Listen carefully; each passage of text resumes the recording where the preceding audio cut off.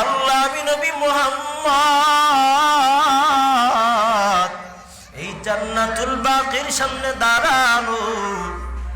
ও আল্লাহ, দয়া করে আমার সাহাবায়ে কেরামদেরকে আপনি মাফ করে দেন।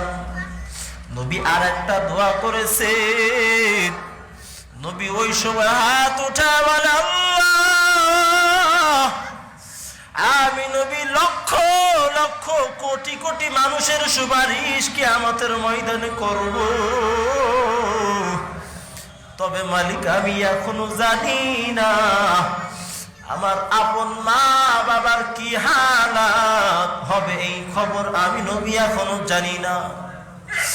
ও আল্লাহ, অথচ আমি পুরা জাহানের উম্মতের সুপারিশকারী। আল্লাহ আজকে এই রাতে আমি নবী দোয়া করতেছি, আল্লাহ আপনি আমার মা বাবারে মাফ করে দেন। এভাবে দোয়া করতে করতে হঠাৎ আম্মা জান আয়েশা তাকায় দেখে নবীর দোয়াও শেষ হয়ে গেল।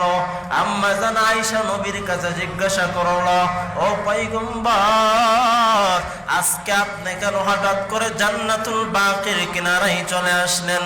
নবী আমার ডাকিয়া বলে, আয়েশা আজকের রাত্র ঘুমানোর রাত নয় রে আয়েশা, আজকে রাত্রে আল্লাহ হাজার লক্ষ লক্ষ কোটি কোটি গুনাহগার উম্মতরে মাফ করবেন। ও আয়েশা, আজকের রাতটা হলো লাইলাতুন নিসফি মিন শাবান। ও আয়েশা, সেজন্য আমি নবী আজকে আল্লাহর কাছে দোয়া করতেছি। আর নবী ও সময় জানা দিলেন, ও আয়েশা আমার উম্মতদেরকে জানা দিবা, আমার যেই উম্মতের মা বাবা দুনিয়া থেকে চলে গেছে, যাদের মা বাবা নাই, আমার উম্মতদেরকে জানা দিবা এই রাত যদি আমার উম্মতেরা পায়, আমার উম্মতেরা যেন যাইয়া তার মা বাবার কবরের কিনারায় যায় মা বাবার জন্য দোয়া করে রে আয়েশা।